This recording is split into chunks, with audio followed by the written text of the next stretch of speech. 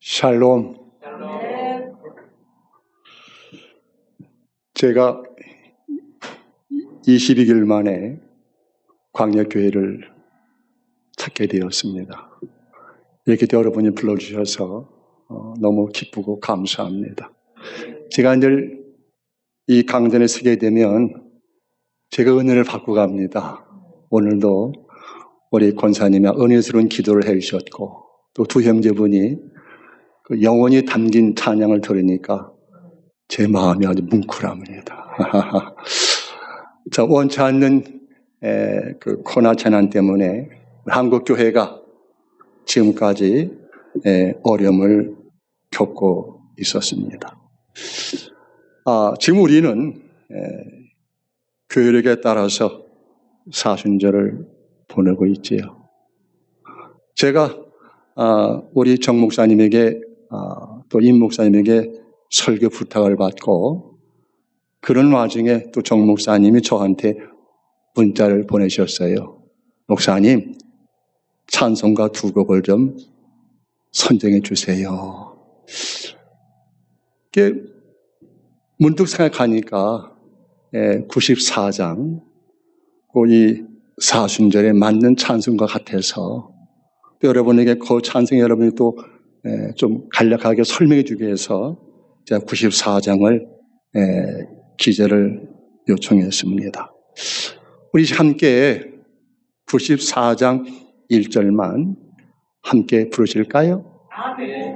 네, 1절만 주 예수보다 귀한 것은 없네.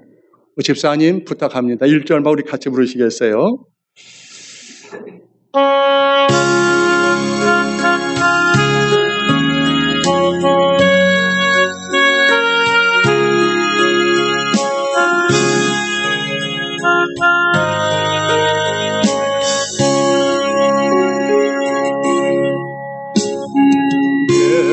예수보다 귀한 것은 없네. 이 세상 부귀와 바꿀 수 없네. 영죽을 내게시 돌아가시 놀라운 사랑 믿을지 못해. 세상 즐거움 다 버리 세상 자랑 다 버렸네. 예수보다 귀한 것은 없네. 예수밖에는 없네. 아멘.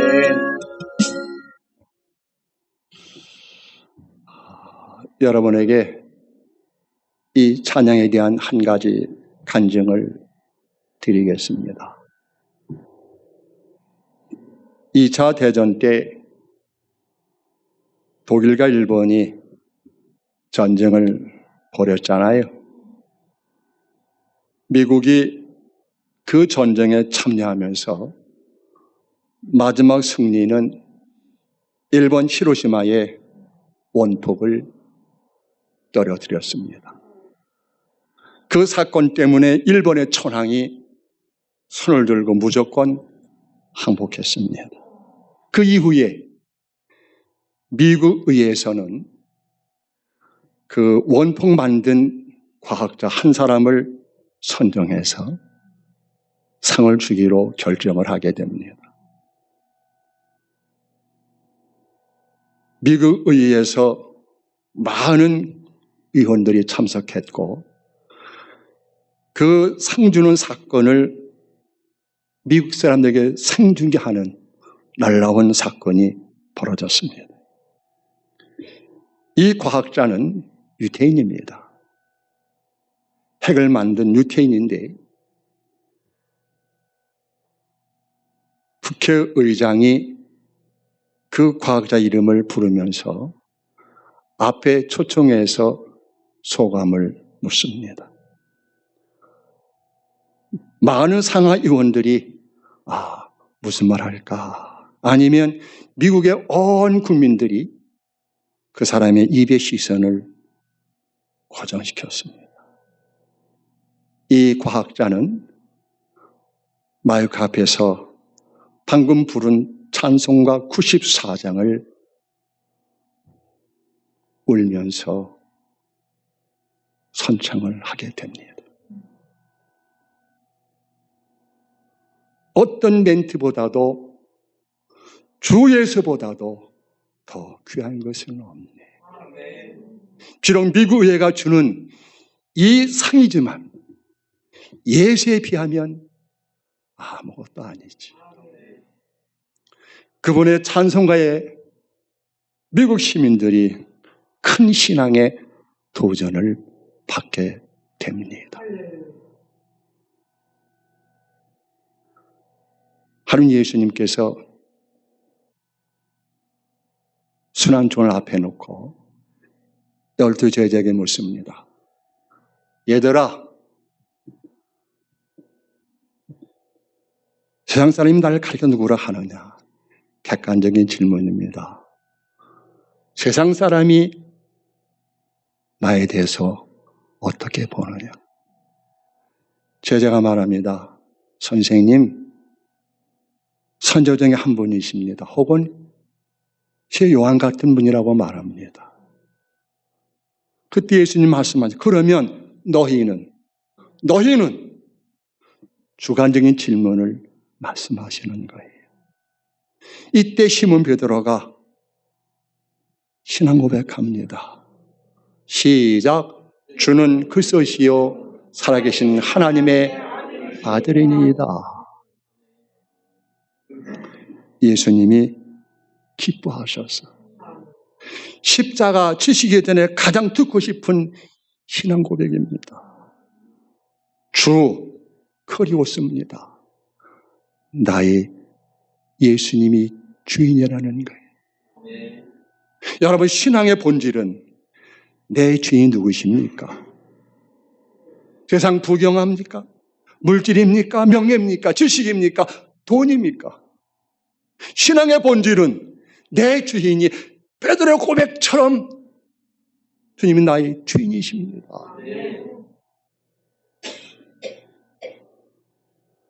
또한 신앙의 본질은 예수를 내 주인 섬긴당하면 신앙의 삶의 가치가 바뀌는 것입니다.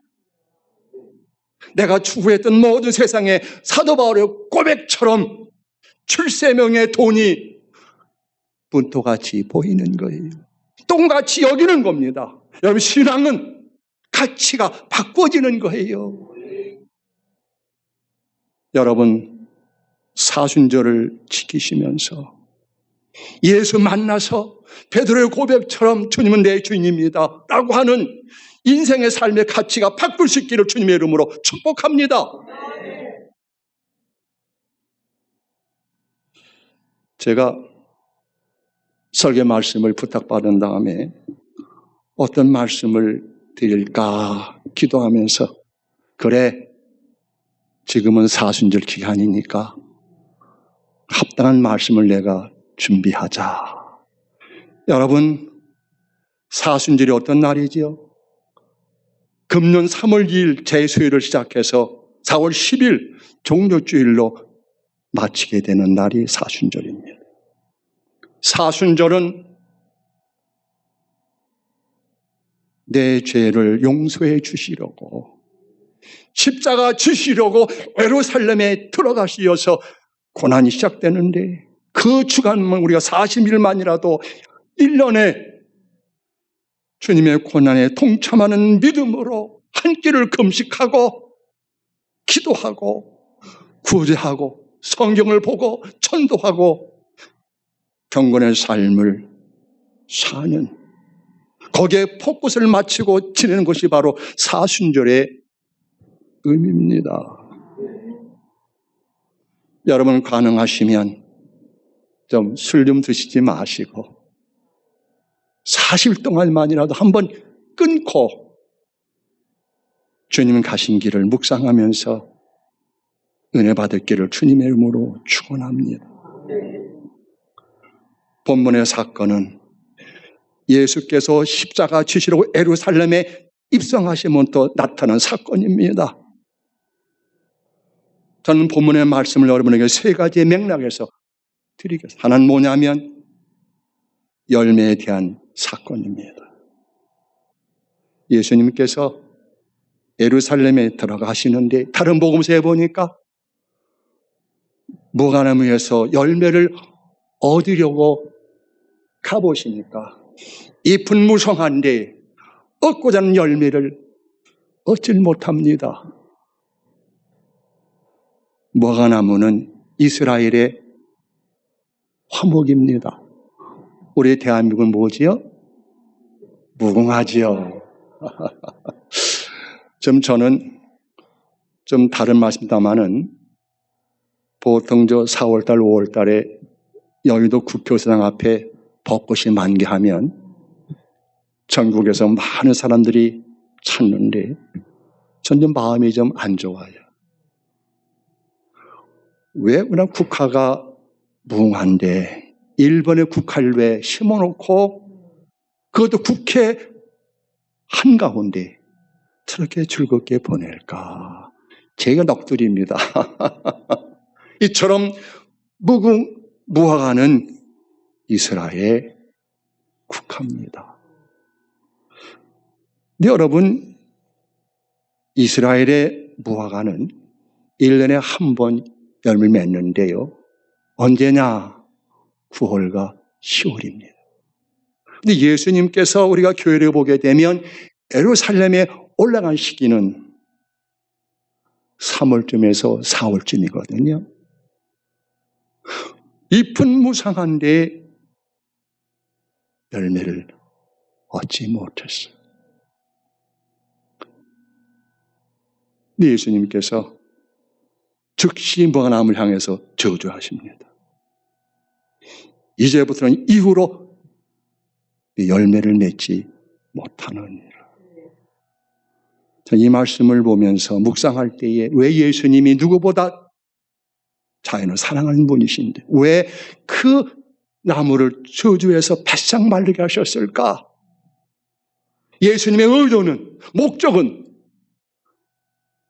열매 없는 무화과나무를 저주하신 것은 당시 유대교의 형식과 외식 그를 나무라신 거예요. 유대교는 당시 교권주의의 당파 싸움으로 인해서 사분열됐던 종교적인 실상이었습니다.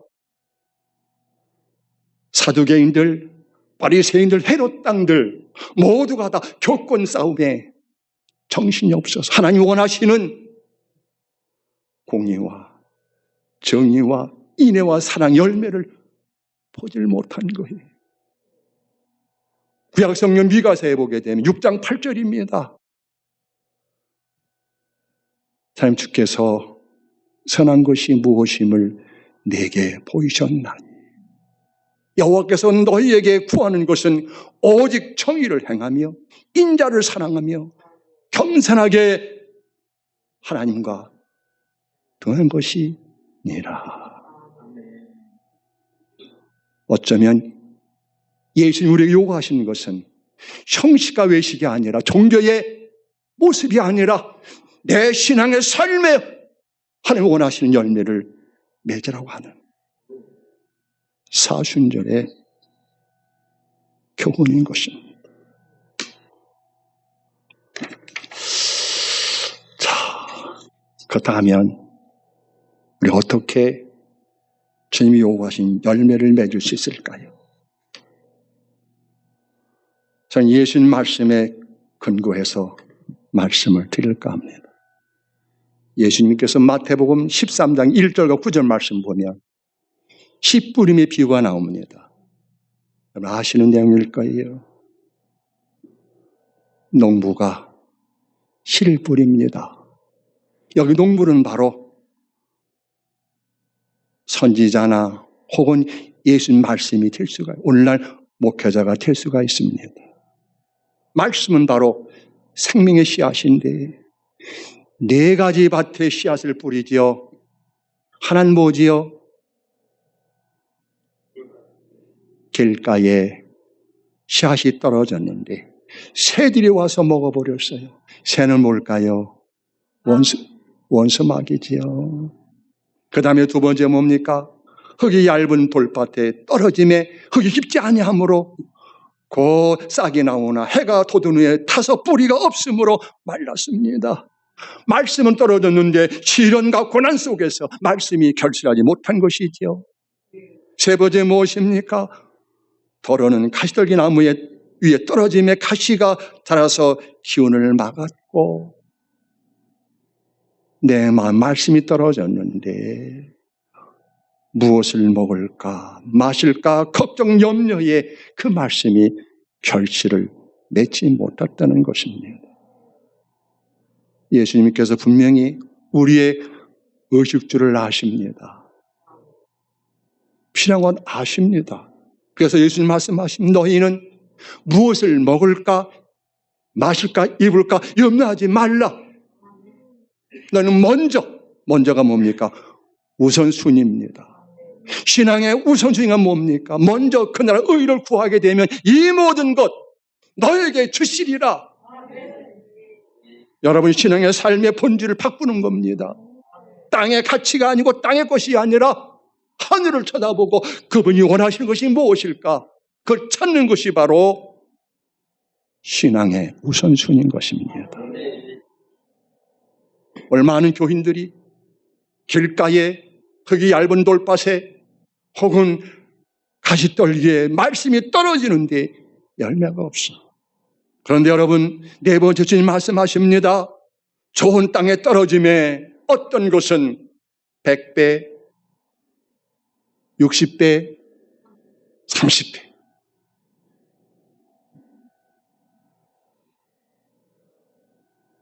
여기서 씨앗은 하나님의 말씀을 의미하고요. 밭은 바로 우리의 마음을 가리키는 겁니다. 우리 어떻게 옥토가 될 수 있습니까? 농부가 씨앗을 뿌리기 전에 보면은 쟁기를 가지고 혹은 요즘에 농기를 가지고 묵은 밭을 갈아엎습니다. 뭘 말합니까? 내 마음이 딱딱해졌습니다. 염려 걱정 때문에 말씀이 결실하지 못합니다. 우리 어떻게 해야 됩니까? 가슴을 치고 회개해야 됩니다. 여러분 옥토가 되기 위해서 우리가 먼저 하나님 앞에 무릎 꿇고 회개하는 것이 옥토가 되는 마음인 것입니다. 마태복음 4장 17절에 예수님이 첫성입니다. 이 땅에 오셔서 하신 첫성이 뭡니까? 회개하라! 천국이 가까웠느니라. 요한도 첫성이 바로 이겁니다. 회개하라! 천국이 가까웠느니라. 우리가 옥토가 되기 위해서는 무엇보다 중요한 회개가 선결돼야 돼. 여러분 회개는 뭔지 아십니까? 원어로 메타노인데 삶의 방향을 바꾸는 거예요. 내가 전에는 예수 모르고 마음대로 살았어. 방탕한 길을 갔습니다. 죄가 죄인지를 몰랐는데 내가 예수 만나고 말씀 들으니까 이게 죄야. 그러면 이렇게 가다가 돌이키는 거예요. 이것이 바로 회개입니다.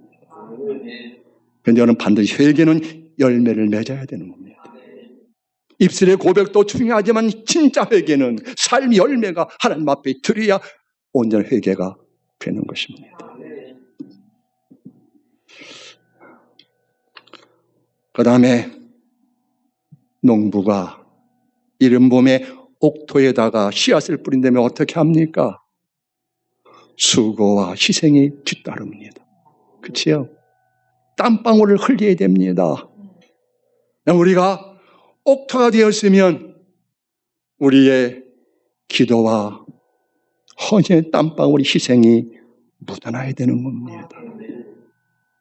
여러분 예배를 통해서 기도와 헌신과 전도를 통해서 우리가 열매를 맺어가는 겁니다. 우리가 믿음으로 구원을 받는 것은 절대 진리입니다. 이신 칭의는 절대 진리입니다. 그러나 복음은 우리에게 열매를 요구하십니다. 구원의 근거로서가 아니라 구원의 증거로 우리에게 주님은 요구를 하시는 것입니다.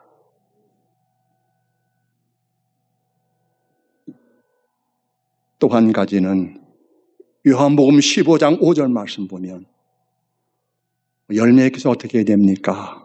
나는 포도나무요 너희는 가지니 그가 내 안에 내가 그 안에 거하면 열매를 많이 맺나니 나를 떠나서는 너희가 아무것도 할 수 없습니다. 여러분, 우리는 다 죄인입니다.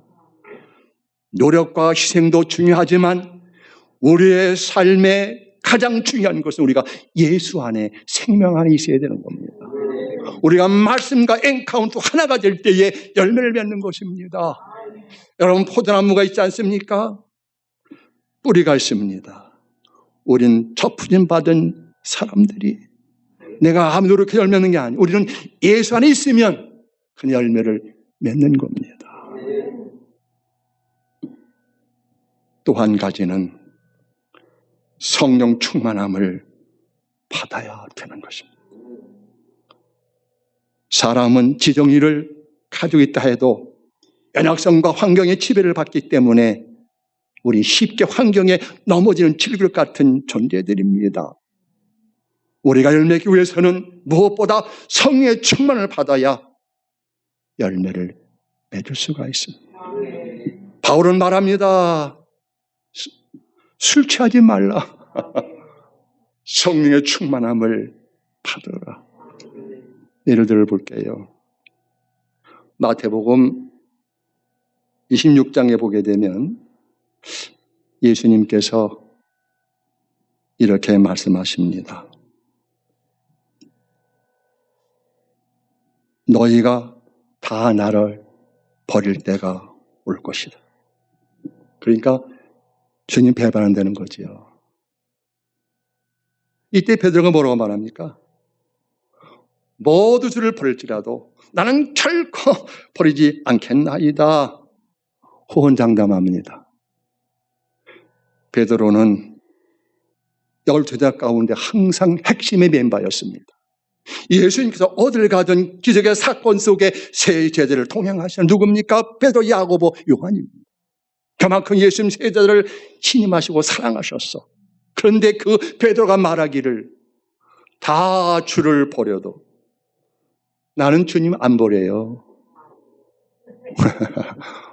우리 모습 그럴 거 아닐까요? 네, 보세요 여러분. 가장 중요한 때 예수님께서 로마 평정 앞에서 잡히실 때에 칼을 빼는 건 좋아 의협심입니다. 여러분, 기독교의 승리의 방법은 칼이 아닙니다. 용서와 사랑이에요. 여러분, 의협심 강한 베드로가 칼을 뺐지만 그렇게 탐대했던 베드로가 자기의 안일의 일상 때문에 주님을 세 번씩이나 몰라요. 나 그 사람 몰라요. 부인하잖아요. 그게 바로 우리의 모습이에요, 여러분. 그런데 그가 주님께서 부활하시고 승천한 다음 약속의 말씀 따라 마가다락방에서 함께 기도했을 때의 성령의 충만함을 받잖아요. 공생의 베드로가 아니라 성령 받은 베드로는 자기 목숨을 내걸고 복음을 전합니다. 마지막 그는 십자가에 거꾸로 매달리잖아요. 가능했던 원전이 뭡니까? 성령의 능력을 받은 것입니다. 여러분, 우리가 옥토가 되었습니다. 희생하고 여러분 기도합니다마는 우리가 포도나무에 붙어 있으면서 우리는 지금 성령의 충만을 받아야 열매는 줄로 믿습니다. 두 번째 사건입니다. 이제 예수님께서 말씀으로 머나무를 저주하니까 즉시 바싹 말랐단 말이에요. 근데 제자들이 궁금한 거예요. 선생님, 어떻게 이런 사건이 벌어집니까? 예수 뭐라고 말씀하시죠? 자, 보세요. 21절이죠. 시작. 예수께서 대답하여 이르시되 내가 진실로 너에게 이르노니 만일 너희가 믿음이 있고 의심하지 아니하면 이 머나무에게 된 이런 일뿐 아니라 이 산도로 들려 바다에 던지라 하여도 될 것이요. 그 다음에 22절 너희가 기도할 때에 무엇이든지 믿고 구하는 것은 다 받으리라 하시니라. 아멘. 아멘.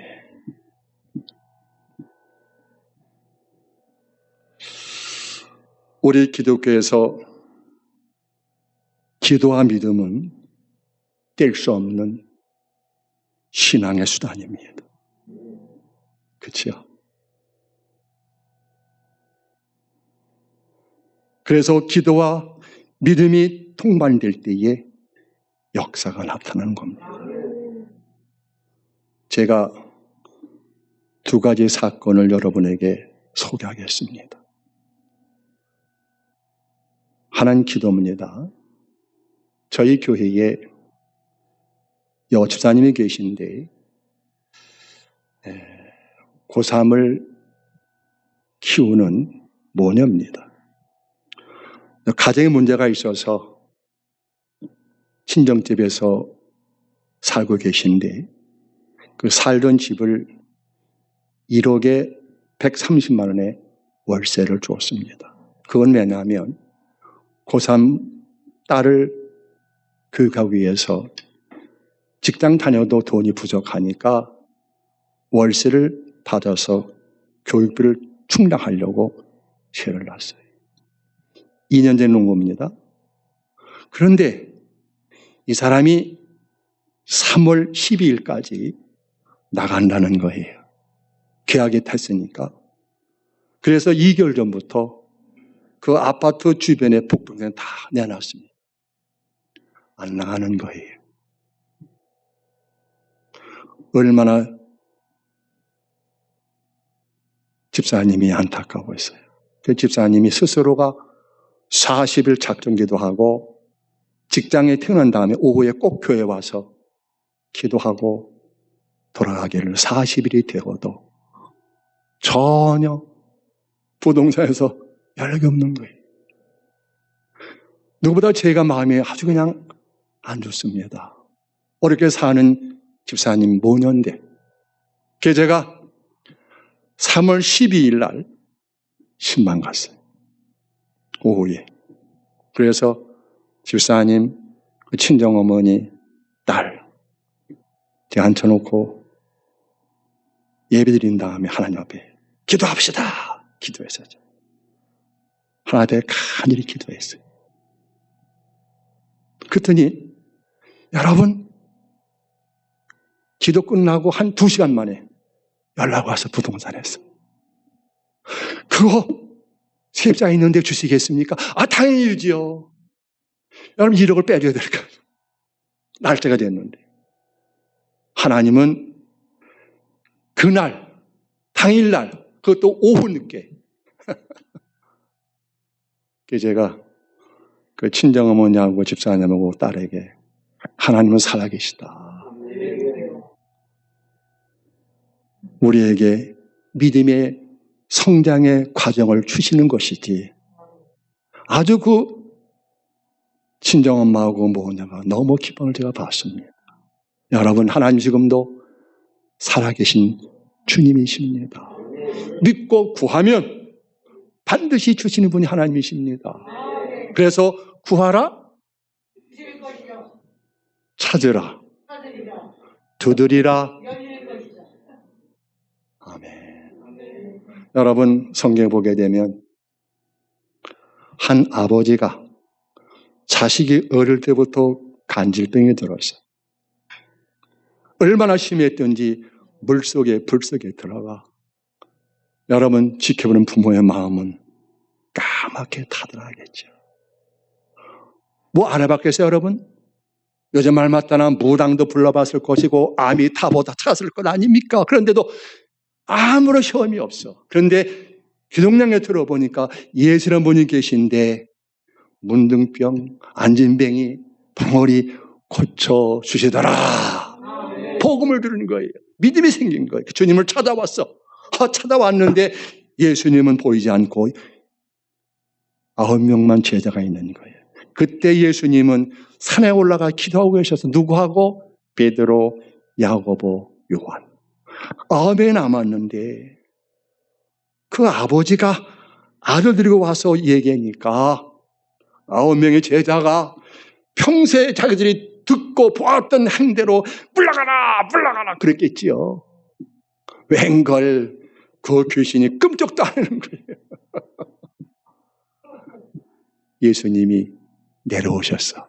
그 광경을 보신 거야. 주님 말씀하십니다. 이놈들아 왜 믿음이 없느냐. 왜 믿음이 없느냐. 아버지가 뭐라고 말하죠? 할 수 있거든. 할 수 있거든. 예수님 말씀하십니다. 할 수 있거든. 무슨 말이냐? 시작. 믿는 자에게는 능치 못함이 없느니라. 아멘. 예수님 말씀 한마디에 귀신이 그냥 꼬꾸라지면서 떠나갔잖아요. 여러분, 내가 능력이 있는 게 아닙니다. 예수의 이름에 권세가 있는 거예요. 여러분에게 예수의 이름의 권세를 주셨습니다. 여러분 활용하셔야 됩니다. 여러분 기도할 때 움츠려 하고 나 어저께 술 먹고 거짓말하고 싸움하고 막 그냥 거짓말했는데 마귀 여러분의 마음속에 정죄를 여러분이 예수 이름 물리치셔야 됩니다. 여러분이 예수 이름 능력이 있는 거예요. 여러분 능력이 있는 게 아니에요. 또 한 가지 사건은요. 제 신학교 동기 목사님인데 저거 나이가 한 8년 어린데 그 친구가 신학교 3학년 때 홍성의 산 밑에다가 교회를 개척한 아주 열성 있는 목사님이 지금 목사님입니다만은 그 교회가 중간교회입니다.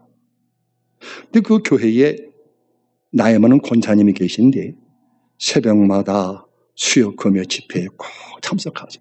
눈이 오나 비가 오나. 그런데 그 권사님이 목사님이 아마 설교 가운데 오늘 말씀 있잖아요. 이 산도로 옮겨라. 산을 명하면 바다에 빠진다. 믿고 구하세요. 그 말씀을 들었는지 그 권사님이 교회 올 때마다 힘들어. 그건 뭐냐면 그 집에서 교회 오려면 이만한 산을 능선을 넘어야 되는 거예요. 산을 넘어야 됩니다. 그러니까 이 권사님이 그 말씀을 듣고 믿고 그때부터 새벽마다 기도합니다. 하나님, 산에 올 때마다 갈 때마다 하나님 이 산을 여는 없이 저 바다에 빠지게 해주세요. 그러기를 3년 동안 기도합니다. 놀라운 사건이 벌어집니다. 여러분 정종 씨가 저 서해바다에 간척지를 막잖아요. 그때로 흙이 필요하잖아요. 그 산 전체를 그냥 도자가 밀어가지고 바다에다 메꾸는 거예요. 여러분 저는 그 교회 몇 번 가봤어요. 설교를 하고요. 또 우리 친구 목사님 가보게 합니다. 권사님 제가 만나게 했어요. 노인네 권사님이신데 너무 좋아하는 거예요. 기도응답 받았으니까 여러분 그게 우연일까요? 아닙니다. 하나님이 살아계셔서 할머니의 기도를 들으신 거예요. 얼마나 힘드셨을까. 또 할머니가 산을 넘어서 새벽마다 눈여 비가 오나 기도하는 하나님 그 정성을 들으시고 기적을 일으키신 거예요. 여러분 예수 이름이 권세가 능력이 있습니다. 여러분 우리도 믿음을 갖고 기도하면 반드시 응답인 줄로 믿습니다. 그 말씀을 결론 짓게요. 하나님께서 세 가지의 농사를 지십니다. 목사님 무슨 말씀이요? 그 이상한 말씀하시네. 우리 하나님 농부십니까? 첫 번째 농사는요. 하나님이 에덴 동산을 만드셨잖아요. 신라원입니다. 그리고 아담과 이브를 지으셨어. 말씀하십니다. 아담아, 이 동산을 관리하고 지켜라. 청지기의 사명을 맡기셨어. 그런데 하나님 뭘 요구하신 거죠? 두 사람에게 열매를 원하셨지. 그런데 아담이 하나님께 큰 피해를 범하고 쫓겨나잖아요. 하나님께서 아마 실망하셨을 것 같아. 그렇죠? 두 번째 무슨 농사지셨어요? 아브라함을 선택해서 이스라엘 백성을 선민 삼으신 그들에게 율법을 주셔서 왜 주신 거예요? 열매 맺어라. 열매 맺어. 이스라엘 백성 열매 맺었나요? 못 맺었어. 여러분, 율법은 지능입니다. 죄를 지적하는 검사야. 변호사가 뭐예요? 성령 보혜사야. 변호사는. 여러분, 이스라엘 백성 열매를 맺지 못해 마지막에 하나님께서 당신의 독생 이 땅에 보내십니다. 왜 보내신 거예요? 예수 안에서 포도나무를 통해서 열매를 맺기를 원하시는 거예요. 그래서 무화과나무를 저주하셨고 그걸 통해 우리에게 영적 교훈을 주신 사건인 것입니다. 나라면 어떻게 열매 맺는다고요? 내 마음밭에 옥토가 돼. 그리고 우리가 기도와 헌신과 희생을 지불하셔야 됩니다. 그리고 내가 예수 안에 여러분 있으셔야 됩니다. 여러분 성령 충만 받으셔서 하나님 기뻐하시는 열매를 맺기를 주님의 이름으로 축복합니다. 기도하겠습니다.